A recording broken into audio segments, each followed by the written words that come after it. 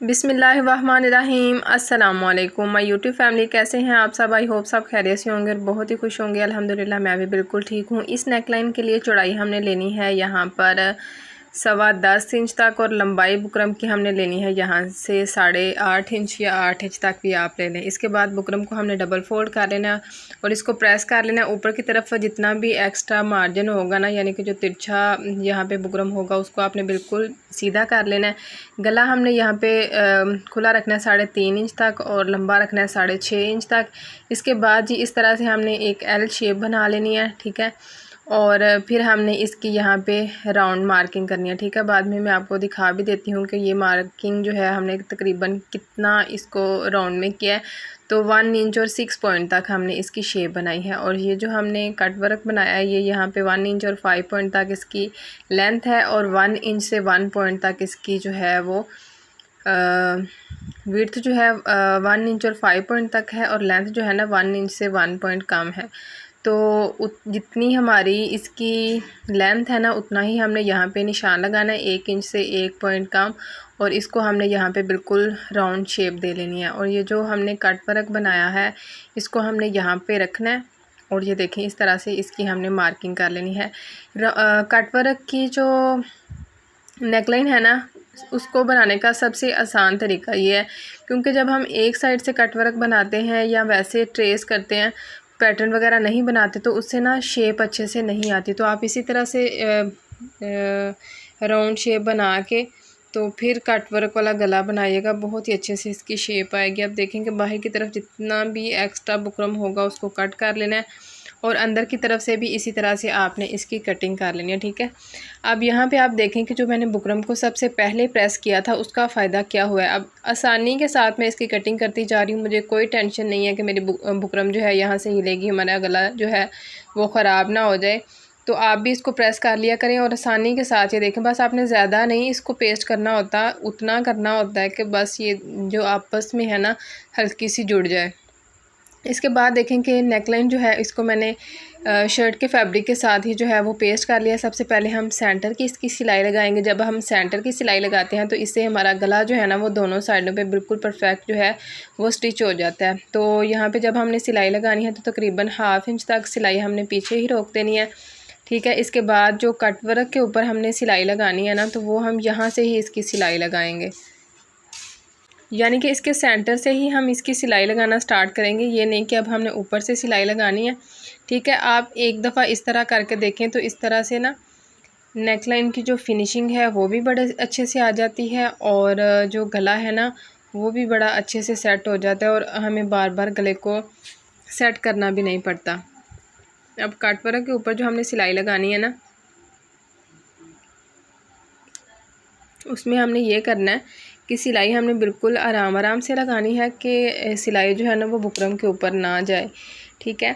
और एक बात और कि यहाँ पे मैंने ना लेडीज़ बुकरम इस्तेमाल की है नेकलाइन के लिए। आप 0 साइज़ की बुकरम भी इस्तेमाल कर सकती हैं और जेंट्स बुकरम जो है वो भी इस्तेमाल कर सकती हैं, ठीक है। जो भी बुकरम आप अपनी नेकलाइन के ऊपर यूज़ करती हैं वो ही आप यहाँ पे इस्तेमाल कर लें, ठीक हो गया। अब देखें कि एक साइड की मैंने फुल सिलाई लगा ली है और देखें कि बुकरम के ऊपर बिल्कुल भी सिलाई नहीं आई। और कॉर्नर जो है ना कॉर्नर के ऊपर भी आपने सिलाई का बहुत ही ध्यान रखना है, ठीक है।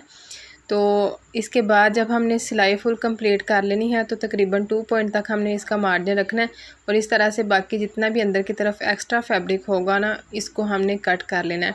और गला जो है वो मैंने शर्ट की फ्रंट साइड की तरफ रखा था, ठीक है। जब हम फ्रंट साइड की तरफ गले को रखते हैं तो फिर बैक साइड की तरफ जो है वो टर्न हो जाता है। ये उनके लिए मैंने बताया कि जो बिगनर्स हैं, ताकि उनको भी आसानी हो। मेरी वीडियो में अगर कोई चीज़ रह जाए तो फिर उसी का जो है ना वो क्वेश्चन आ जाता है। तो इसलिए मेरी कोशिश होती है कि जो चीज़ें मेरे माइंड में आ रही होती हैं साथ साथ मैं आपके साथ शेयर करती जाऊं। अब यहाँ पे देखें कि हमने डीप कट ज़रूर लगाने हैं। कट वर्क वाली जो शेप है ना वहाँ पे डीप कट ज़रूर लगाना, नहीं तो ये अच्छे से ना बैक साइड की तरफ फोल्ड नहीं होता। मैंने एक सेंटर में ना कट वर्क के ऊपर डीप कट नहीं था लगाया तो देखें कि उसमें कपड़ा काफ़ी ज़्यादा इकट्ठा हो रहा था। तो जब हम इसको फोल्ड कर रहे होते हैं तभी हमें अंदाज़ा हो जाता है कि हमने इसमें डीप कट नहीं लगाया। ठीक है। तो ख्याल रहे कि बस जो कट है ना वो हमारा सिलाई के ऊपर ना जाए, सिलाई से थोड़ा सा आपने पीछे रखना है। तो पहले आपने बैक साइड की तरफ से इसको अच्छे से जो है वो प्रेस कर लेना है, फिर आपने फ्रंट साइड की तरफ से अच्छे से इसको प्रेस कर लेना है। ठीक है। अगर आपको लगता है कि ये अच्छे से फैब्रिक सेट नहीं हो रहा, या पहले से बैक साइड की तरफ ही सेट जब हमने प्रेस किया था तो टेढ़ी मेढ़ी सी जो है उसकी यहाँ पे प्रेसिंग हो गई थी, तो आपने इसको हल्का सा शावर करके तो इसको अच्छे से ये देखें यहाँ पे प्रेस कर लेना। ठीक हो गया। अब हमने ना नेकलाइन कुछ और तरह बनाना था, लेकिन हमारे पास ना लेस जो है वो इस कलर की नहीं थी, तो फिर मैंने इसको यहाँ पे इसी तरह से देखें कि इसको मैंने ना हैंड स्टिच कर दिया। अब इसमें जो हमने एम्बेलिशमेंट करनी है वो भी मैं आपके साथ शेयर करूँगी।